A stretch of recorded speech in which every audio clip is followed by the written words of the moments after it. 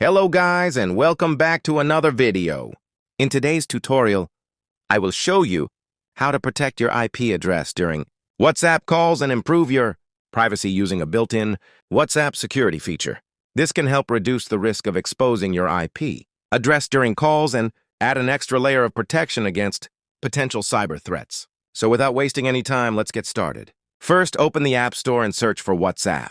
Make sure that WhatsApp is updated to the latest version, because this feature may not be available in older versions of the app. Once the update is complete, go ahead and open WhatsApp.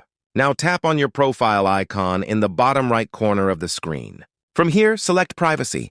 Next, scroll all the way down until you find the Advanced option and tap on it. Inside Advanced Settings, you will see an option called Protect IP Address in Calls. Simply turn this option on.